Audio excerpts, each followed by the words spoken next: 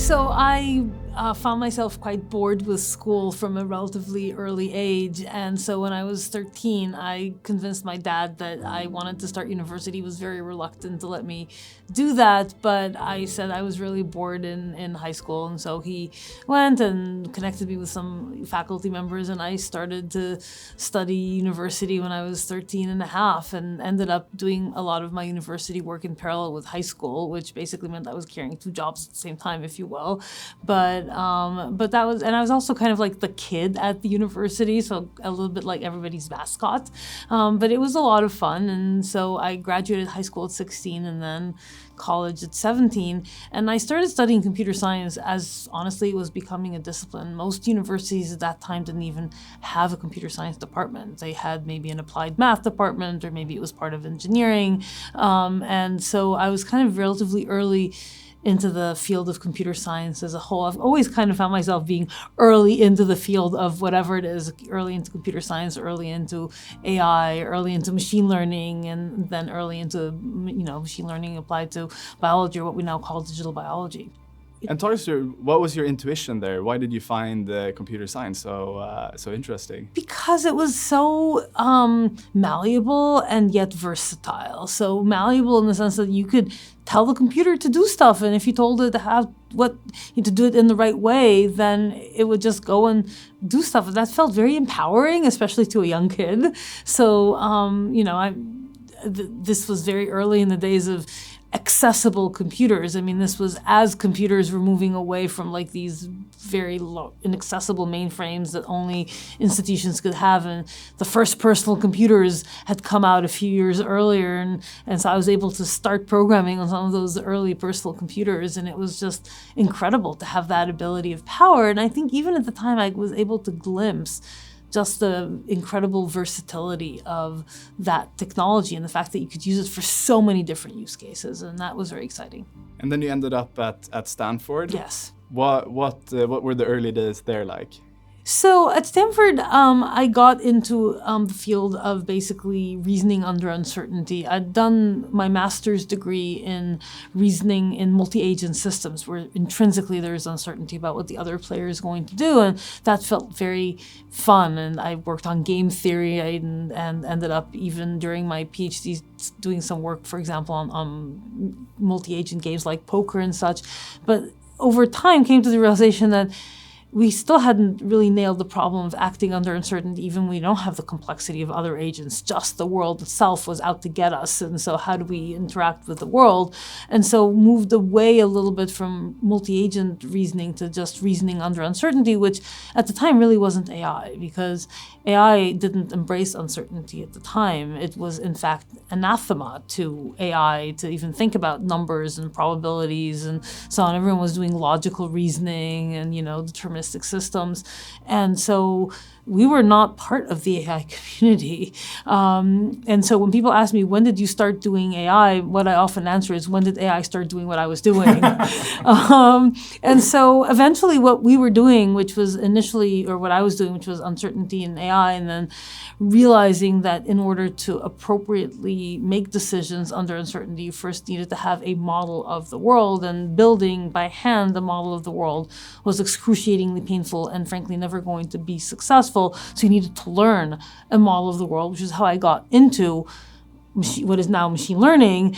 And it really was that the field of AI first embraced machine learning and then really pretty much became machine learning. So it's AI became machine learning over time. And when did you start feeling that it could have a very big effect on biology?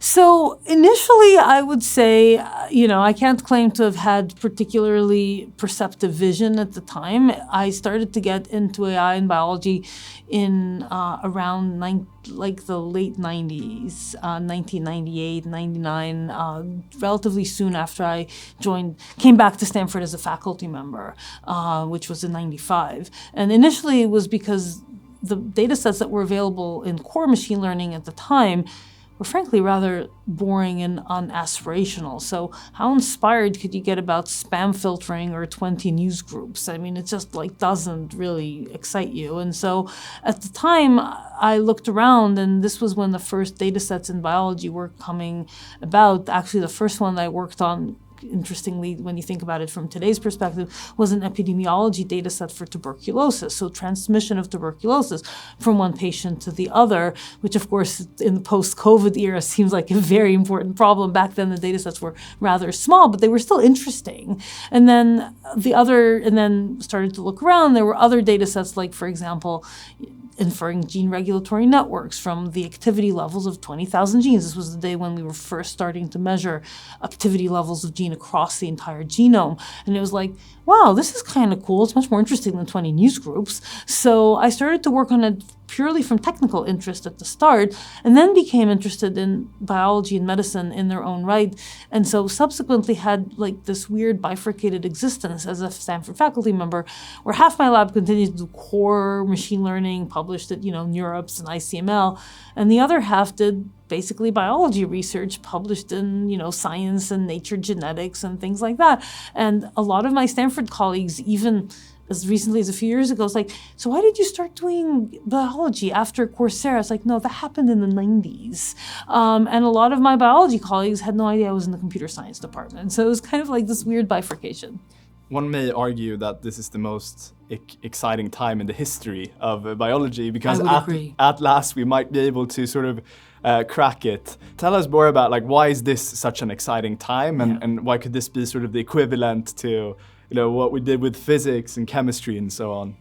No, I think that you're asking exactly the right questions. And one saying that I forget where I heard, but I think to me really kind of captures it, is that calculus is to physics what AI is to biology. So it creates a scientific a mathematical foundation that allows you to start making predictions about what is going to happen in the natural world. And calculus allows you to do that in the physics realm, but it's nowhere adequate for the complexity of a biological system. And AI, machine learning on biological data, is that predictive underlayer, that predictive foundation that I think is going to allow us to, over time, make better and better predictions about what will happen when I intervene in a biological system, such as give a medicine to a patient, or try and create an organism that breaks down plastics, or whatever it is that we're trying to solve, which right now we have basically zero ability to make that kind of prediction in a reliable way. So the reason why now is the time is really a convergence of two forces. There's obviously the incredible advancements that have happened in AI and machine learning over the last 10, 12 years, where we are finally able to build models, take massive amounts of data, and make predictions by pulling together threads that right now no human can really understand how the machine is able to do that. But the fact of the matter is, it's able to do that. But the other half of that equation is, of course, the data. And data in biology has been notoriously lacking in terms of scale, resolution, quality, and so on. But that too is changing. So we have now the ability to, via the tools from bioengineering, from cell biology, generate massive amounts of data at increasing depth, increasing resolution, increasing scale on different types of biological systems. And on the other hand, we're now starting to be able to measure, again, at increasing scale, data about humans with electronic medical records and better imaging modalities and so on and so forth. And so that data layer is obviously the critical piece that's necessary in order to drive a new level of understanding in biology. And so those two are converging at the same time. And one I think really important observation is that people often ask, well, these AI companies in biology have been around, some of them, not us, but some of them for 15 years, and where's all that progress? And I like to think about the exponential curve that we've been on in AI in general, where 15 years ago, people would have told you about AI. I mean, where's all that progress? I mean, you keep talking about AI since the 1950s, and where's the progress? And the point is, on an exponential curve, in the early stages, you don't realize you're on an exponential curve because it's very, very flat. It looks really, really flat. And all of a sudden you hit the inflection points like, oh my God, what's happening? And that's where we are today in AI for the last, I would say, 2 to 3 years. In biology, we're probably 10 years behind that because the data that is a necessary driver for that exponential transformation hasn't been around, but it's coming. It's already here and more is coming. So that exponential curve is merging with the exponential curve of AI and really getting us to the point where I think we'll be able, as you said, to crack some of the problems in biology. Which leads us to insitro, and one of the primary focuses for you initially as well has been on the quality of the data sets that you create. What were some of the missing pieces in the existing data sets that you were seeing, and how are you planning on addressing that with insitro? So when I started to work in computational biology back when I was at Stanford, I was like, oh, cool, all these people are generating data and you read their papers and there is a supplementary materials and they, not all of them, but some of them publish their data and it's like, let's just go and analyze it. And then you start looking at what's there and you realize that, first of all, in many cases, data aren't made available. It's very poorly annotated. It's, there's a whole bunch of missing stuff. And then when many of the assumptions about how the experiment was conducted are not even stated. And then worse than that, when you start to bring in together what are oftentimes not very large data sets, from different sources, even when they look like they're doing the same thing, they are not. So the experimental design is different, the assays are different, and biological systems are very sensitive to a lot of different conditions. And so you end up with a mishmash of different pieces that are just completely incompatible, and machine learning is really good at latching onto subtle effects of like specifics of one data set or another and getting totally misled by that. And so I realized that if you really wanted to interrogate complex biological systems, data quality was much, much more important than in many other applications. And so the part of the vision behind insitro is to really build a hybrid company that both generates massive amounts of high quality biological data and then also interrogates it using AI and machine learning. When you think about the name insitro, which is probably maybe not apparent to everybody, it's the integration of in silico, which means in the computer, and in vitro, which means in the lab, and really merging them together into a single integrated whole. And that's been the vision behind the company, both scientifically as well as culturally, which is really important, and hopefully we'll get to that later. And that's what we've really built here, is that.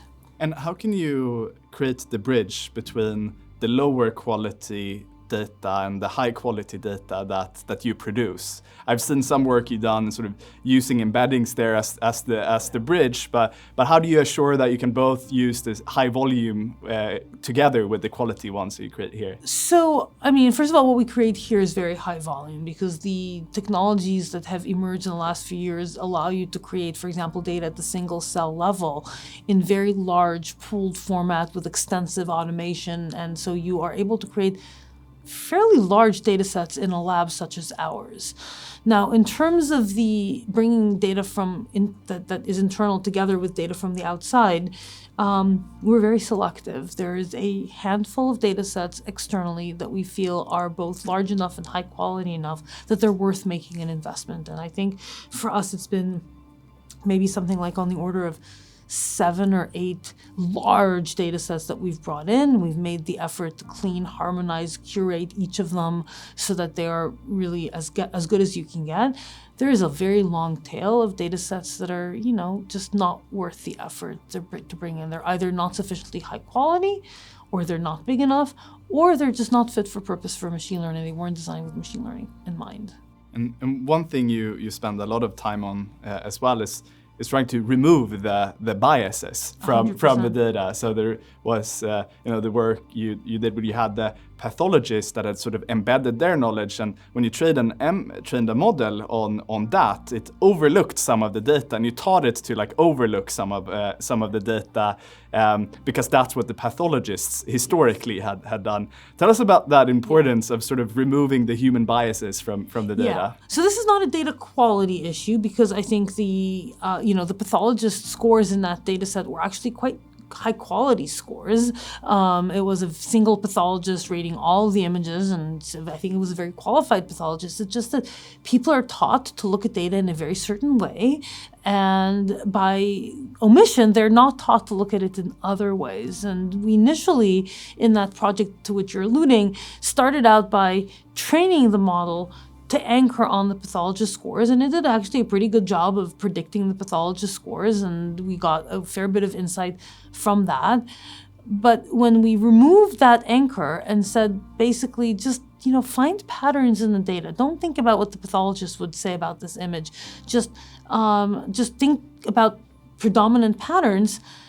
It found a completely different set of things that are potentially equally valuable as what the pathologist looked at. So this is not a quality issue as much as the science has created a set of lampposts, and if you let the machine learning anchor on those lampposts, then it'll find stuff under that lamppost versus other dark regions that might be equally valuable. And do you think this is how we can then, enable the models to supersede the human knowledge to a large extent? Yes. I completely think that a lot of the interesting discoveries, a lot of the important sort of insights that the machine can use to become predictive will arise from things that people don't know to look for. And then, of course, there is that challenge, which I think is a real challenge of, okay, on the one hand, you want to let the machine be far-ranging and creative and not be over-anchored to what a person looks at, but then how do you gain conviction that what it's looking at is real and not an artifact? Because of course machines are very good at latching onto artifacts, as we've discussed. And so one of the things that we've developed here as a range of different methods is how do you gain conviction around what a machine is looking for if it doesn't line up with what the person knows to look for? How do you address issues like explainability? How do you address replicability across diverse cohorts so that you're not like overfitting to the specifics of a single cohort? How do you credential is the word that we like to use, findings relative to orthogonal data sources that were never presented to the algorithm. All of these are ways that we use to gain conviction around the insights when a person can't look at the result and say, yep, that's right. And do you think you'll ever sort of, a decade from now when we have this very large sort of foundational models, does it make sense for you to fine tune on top of that so you get sort of the general capabilities of those models, especially as the transfer learnings you're seeing now are quite intriguing. Like you train a model to understand math, and then it gets also better at entity recognition, or you train it on language, it also gets better at code, and if you train it on code, it also gets better at language. So it seems to be incredibly capable at drawing these analogies on a very sort of high-dimensional view. Do you think it will also be able to do that for medicine? I think the answer is yes. Whether at what level you get to sort of really trying to tie together things that are completely disparate at different levels of biological scale, I think that's a question. We're not there yet. But certainly the fine-tuning of models towards specific tasks, which is where we also started on the AI side, is absolutely critical. So you start by training, I'll use imaging as an example because it's so it's a place where machine learning is so powerful and it's also easy to understand. We started out by taking models that were trained on, standard web images, cats, dogs, airplanes, cars, and so on, and then using them on images of cells. And that actually worked surprisingly okay, and we started out there, and then the question is, okay, can you do better than that? And then we started to take some of those models and put in images of cells to kind of fine-tune and refine the models.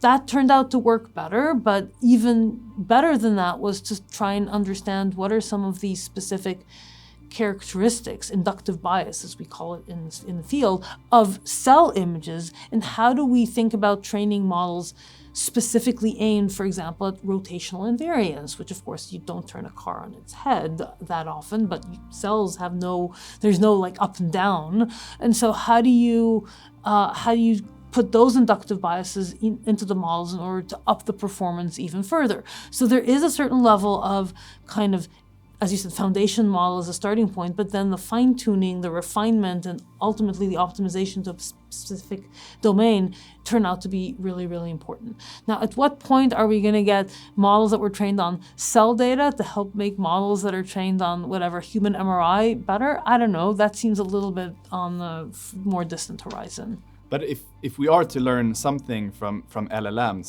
is how much scale matters. And of course, it's a slightly easier problem because there's way more text than there is... images of cells. Exactly. Or even more so, images of MRIs, yes.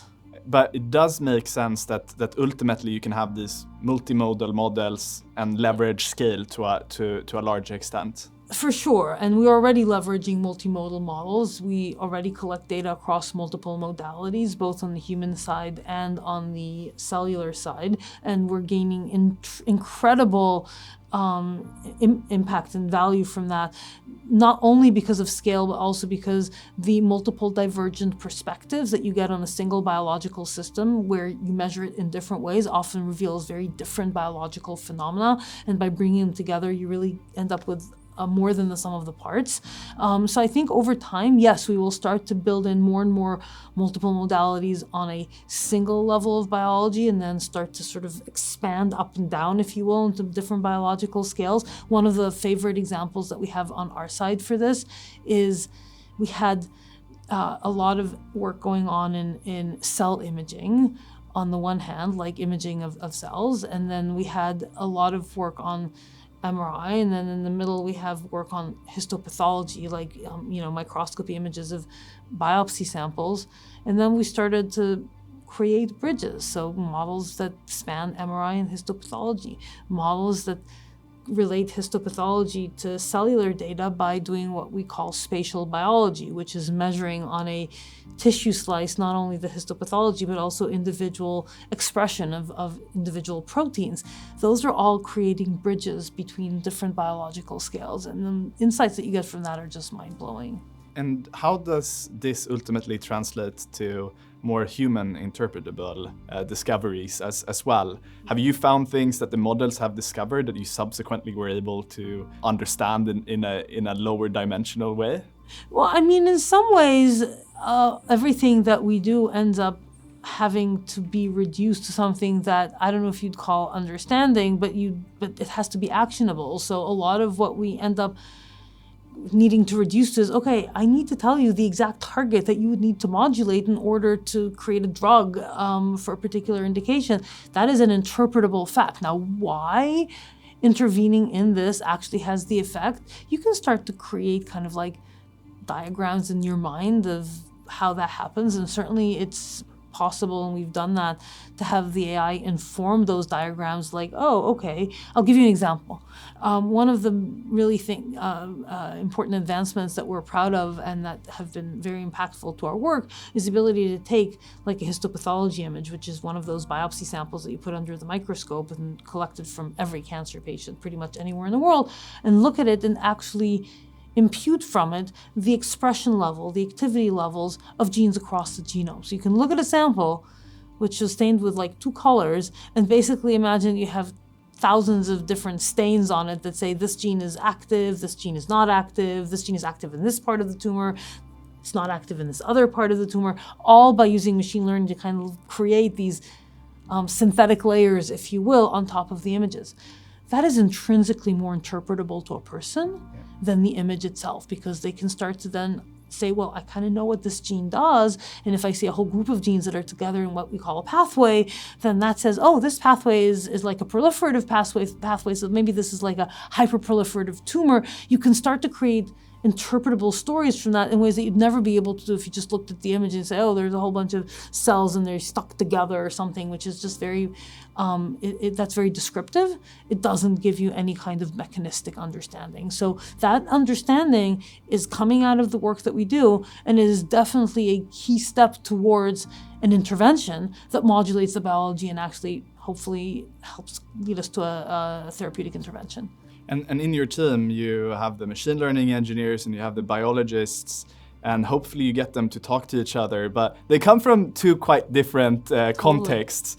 How do you get them to work effectively together? You know, one of the things that I'm the proudest of in how we've built insitro is that we are able to take people not only from, it's not only biologists and engineers, there's machine learning scientists, there's automation engineers, there's drug discovery experts. I mean, all of these need to talk to each other. How do you take people from these extremely different backgrounds and create like a common language? And there's a number of tools that we've used towards that.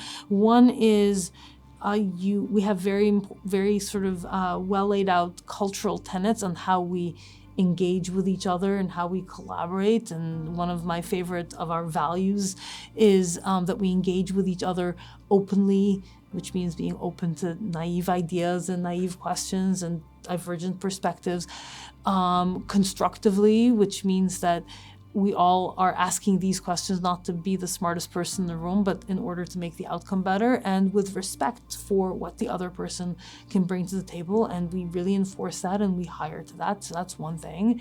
A lot of the people, just by nature, we attract people who come here because they want to learn about disciplines outside their own. So there's a built-in incentive for people to have that type of dialogue.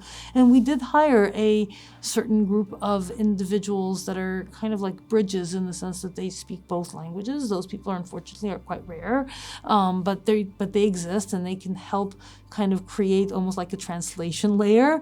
And then over time, we find that there's actually a natural convergence. That is, there's people on each side who just want to learn more about the other. So we have biologists who learn to program and do some data science, and we have people who we hired from tech companies who'd never seen an image of a cell, who can now talk to you about mitochondria and lysosomes and the soma and, which stain. And it's like, they're not going to be biologists, but they can talk biology pretty well. And I think that's really incredible that we're able to create a larger group of bilingual colleagues. And do you think we'll ever look back at biologists the same way maybe we look back at linguists and the importance of linguists for LLM? Will we ultimately abstract ourselves away and ultimately it will just be a machine learning problem? I don't think so. I mean, look, the biology, a linguist, I don't want to speak to how we look at linguists, but when you look at the discipline of linguistics, it is an interpretation, it is an analysis layer on top of something that emerged organically, which is language. In biology, that layer is also how do we, the biology is not there on the surface. You need to measure it. You need to figure out how to measure it. You need to design experimental procedures, assays, protocols, devices, reagents, CRISPR. You need to discover things like CRISPR. Those things are not something that you just they don't come from nowhere. They come from biologists who really think deeply about how we measure biology and how we surface up the kind of biological data that would be grist for the mill for machine learning and AI models. And I would say, so that's one place where you're not going to replace biologists anytime soon. I would say that even on the other side, it's going to be a while before an AI system just says, here's what we need to do in order to create a medicine, and it's just turns out to be true. I mean, I think there's going to be a lot of interplay between the human and the machine, and making sure the right questions are asked, making sure that we that we avoid that we kind of bring together the different pieces into a conclusion. Now, so I think there is a fair bit of runway here for biologists across multiple different areas. I'm sure your team will be very excited to hear that. I think to me and I'm going to editorialize a little bit here. There is a certain kind of tech hubris that manifests in many cases where tech people come into a new domain without really understanding the challenges and the complexities. And it's like, we're AI people. AI is like the silver bullet, it's going to solve everything. Very powerful tool, for sure.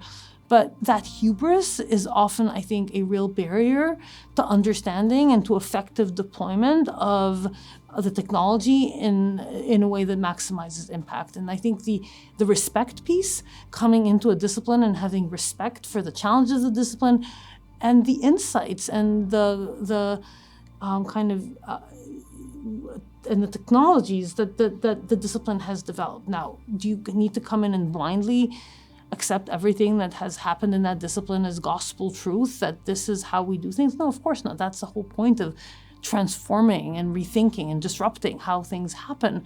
But that doesn't mean throwing away everything that's there. Makes sense. So unfortunately, when we look at medicine, it's been on this sort of inverted Moore's law, the Moore's law, as you like Eroom. to. I did not coin that phrase, but yes. And so we've effectively seen the cost of the drugs now to, if you account for all of the failures along the way, hit 2.5 billion, and it's been on an exponential decay for decades now. What do you think are the core reasons for that? You know, entire papers have been written about that. I think that one of the big factors is just that we don't understand biology well enough to be thoughtful about how we intervene in it. And so there has been this incredible failure rate that has just plagued the industry, for quite a while. And so of drugs that go into clinical development, which by the way is already a pretty late stage because there's years of preclinical stuff that happens before that, only about 10% at most are successful. That's a 90% failure rate. No other industry has a 90% failure rate. I think that contributes hugely to the cost. And so what we're trying to do at insitro is really make better predictions about what is likely to be successful and what is not, so that we can avoid some of those failure rates. Now, I do think that once you start being able to make better predictions, it also helps address some of the other elements of what contributes to the cost. So for example, clinical development, that clinical trial piece is very, very costly. You're doing experiments in people. Every time that you touch a person, it becomes complicated and expensive, and there's multiple human touch points, and it's by nature less scalable. However, if you are able to, for example, to make better predictions about which individuals, which patients are more likely to respond to your drug, you can hugely accelerate clinical development because you can recruit only the right patients and not the others. So your trial becomes smaller, so you touch fewer people. The effect sizes become larger. And if the effect sizes are larger, you might be able to have the trial be shorter because you're going to see statistical significance emerge faster in the timeline. So there's certain things that are uncompressible, right? If Alzheimer's disease is a slowly progressing disease and you have to wait a certain amount of time to see a gap opening between people who have cognitive decline and people who don't, that's how long it takes. But if you're able to identify people who are more likely to respond well to the drug, the gap between the two curves becomes larger, between the control curve, the placebo curve, and the case curve, and so you're able to potentially halt the experiment earlier and declare hopefully victory. So I think there's places where making better predictions are going to reduce not only going to reduce the failure rate, but are also going to reduce the costs associated with certain pieces. And on what scale do you think we'll be able to reduce the cost as a function of this? Look, drug discovery and development is a multi-year journey. This is not you sit down in the basement with your writing a little app up in the cloud and recruiting customers or users, and within 3 months you have a blockbuster app. That's not the way it works. It's a much simpler life, yes. Yeah, and sometimes I wonder why I didn't do that. And I remember that there's patients who are waiting for us to help help them with illnesses. I mean, you kind of did that before as well with Coursera. True. So you've had a... I did have that, and that was very, very fast moving. This is much slower. I think to really see the effects sort of dramatically shift the needle will take probably well over a decade, just because of the rate at which clinical development has to happen. But I think we're already starting to see some of the pieces becoming faster and cheaper. And frankly, we're already seeing some pre-AI, capabilities shifting the needle. So for example, it's been well established now across multiple studies that drugs whose target has human genetic support from, an association between a change in a gene in a human and the outcome, as you can ascertain in clinical cohorts, they're about 2 to 3 times more likely to be successful in the clinic. 2 to 3x is a very big deal, right? That type of analysis is not AI, but it's a precursor to AI. It uses statistical methods, it uses data in a rigorous way to identify a pattern in the data that suggests that this gene is playing a significant causal effect in this clinical outcome. So you can think of it as like a precursor to the kind of methods that we're now employing in a way that digs deeper into the data in maybe more sophisticated forms of analysis, and hopefully we'll find more such insights and in a more reproducible way. But it's kind of like following that trajectory, and that 2 to 3x, that's a very big deal, and it has started to shift the needle on Eroom's law. That's massive. What are some ideas that you'd like to execute that are currently limited either by compute or data? But if you had sort of the compute and data and you could run sort of any experiment, what would you do? Yeah. So I would say that we at least are not currently limited by compute. I mean, the kinds of data scales that exist for us in biology and medicine, even when they're very large, like images of cells and things, which are quite large, they're nowhere at the scale of what of the large LLMs that are trained on web scale data. So it's not compute that's rate limiting, it's data that's rate limiting for us right now, not just for us, for the community as a whole. If I had my, ideal data set that doesn't exist today that I would love to have, so there is a data resource out there, which is one of my favorites. It's called the UK Biobank. It's a data resource that started about 15 years ago. They recruited 500,000 people, and they measured them every which way that was available at the time. And they also saved biological samples so that they could run more assays on it downstream. And now they've been tracking these people for 15 years. And if they were like kind of an average 50, 55 when they were recruited, they're now about, hitting 70. So many of them are getting sicker. Unfortunately, that happens when you age. And so you're now able to say, what did we see in these people 15 years ago that may or may not have driven a disease state today, and really start to put in also multimodal, multi-layer analysis from the different data modalities, and they're constantly enriching and expanding that data set. So if I had like an ideal data set, let's take that not for 500,000 people, mostly of European descent, but a much larger number of people, also measured across multiple different clinical data modalities, and tracked for a longitudinal outcome, because ultimately what we really care about is the trajectory over time, so that we can really start to understand what disease looks like before it develops, what does it look like after it's manifest, and what are some of the potential causal factors that might drive differentiated outcome. And what's limiting us from getting that data now? Oh boy. I think a number of different things. Part of it is that very few people have had the will to even contemplate a project at the scale of the UK Biobank, and really hats off to them for having taken that on 15 years ago. It was very, very forward thinking. Partly it's, I think, the very somewhat counter-intuitive norms around healthcare privacy that make it impossible for an individual, even when they want to make their data available for biomedical research, there's no way for them to do that. There's no way for you to, when you go to the Department of Motor Vehicles, the DMV as we call it here in the US, you can check a button saying I want to become an organ donor. So that if something happens to me, my organs go to good purpose. There's no way for you to check a button that says, I want my data to be used for biomedical research. It's not there.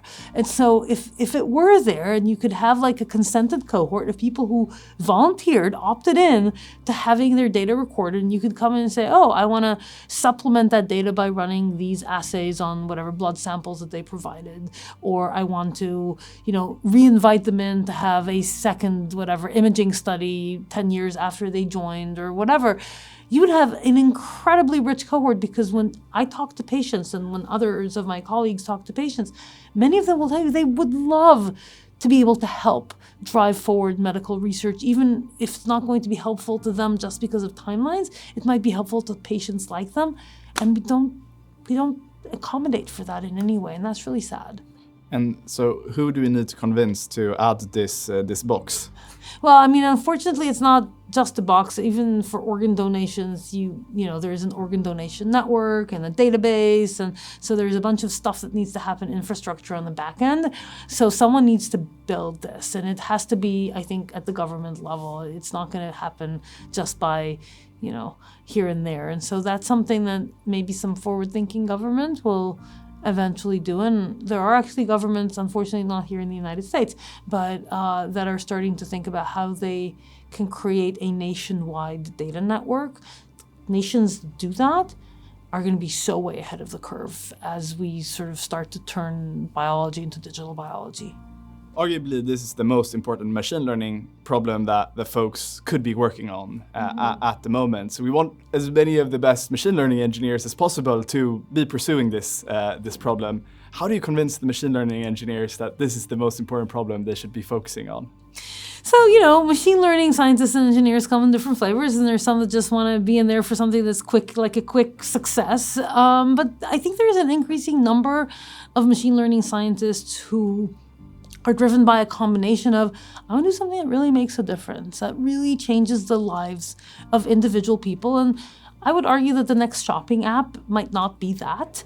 But here you have the opportunity to help people who are grievously ill potentially become better. And there's very few of us who have been so lucky that that neither us nor people in our close vicinity have been touched by grievous disease, especially now in the post-COVID era. And that makes it very personal to people that this is something that will really make a difference to the world.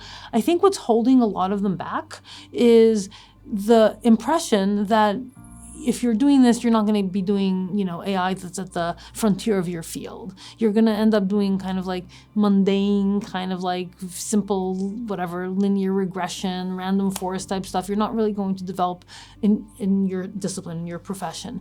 And when I talk to machine learning scientists who are of the aspirational type, who don't just want to build a quick app, is mostly to explain to them just how interesting and challenging and intellectually stimulating the problems that we encounter in this field are. That is, you don't have to just work on the big LLMs in order to do really interesting, you know, technically challenging things. That we offer an equally exciting and difficult set of technical problems to work on, that, you know, off-the-shelf models, while often a reasonable starting point, are rarely the end state of the best thing that you can build. And the other thing I also tell them, and again, it attracts a certain group of people and not others, is there's people who just love to learn new things, and just if they feel like it expands their minds. And one of the things that is true here at insitro, because of the range of disciplines that we bring together and the fact that those disciplines are themselves incredibly fast moving. Like every few weeks there's like a new development on bioengineering or such that allows you to measure biology in a whole different way, that they will be in an environment where they're constantly challenged to learn stuff that is very much outside of their scope, very much outside of their comfort zone.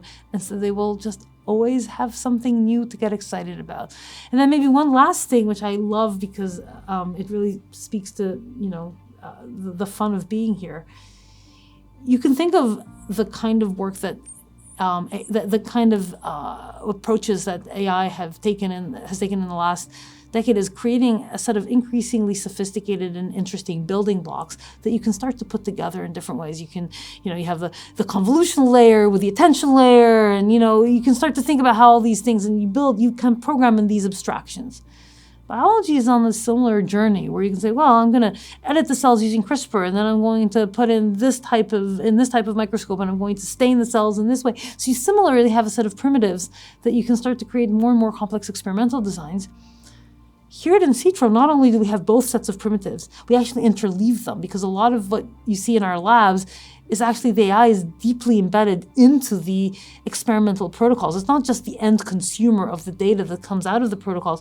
The machine doesn't work if you don't have an AI microscope, an AI-driven microscope. And so you end up programming in 2 languages simultaneously, which is something that really gets people excited about, a new kind of technical challenge. And it's also a very difficult problem where you have so many aspects you need to get right as the CEO. How do you find your personal motivation in this when things get tough? Building companies is definitely not for the faint of heart. There's always very hard moments, whether it's on the science, on the fundraising, on the people, on the business side. I mean, there's always like something that you have to think hard about. But when you think about the ways in which you could spend your time, I mean, sure, you could go and spend, be a beach bum somewhere and spend time doing pretty much nothing. But if you want to do something that is challenging, doing something that is challenging and in service of actually making the world a better place for individual people, where you can point to people, as we were able to do in Coursera, and say, look, this person, their life would not have been the same if we hadn't given them the gift of Coursera. I'm definitely one of those. Well, it's wonderful to hear that. But now I'm going to basically say, but, you'd probably have been you had a fine life without that. And I'm really glad that we were able to bring you to to a whole new level of what your ambitions and aspirations were. But in what we're doing here at insitro, a lot of the people that we're looking to help will likely die unless there is a treatment that someone can provide to them. And that, I think, is the biggest gift that you can give someone, is the gift of extra years of healthy life. One of the diseases that we're working on is ALS, and that's a disease that kills you in 3 to 5 years from diagnosis. It usually strikes people in relatively young, maybe not relative to you, but your 40s or early 50s. Devastating disease. And we've been in touch with a number of patients. One is actually going to speak to us in our upcoming very, very well-known patient advocate coming to speak to us about what it's like to live with ALS.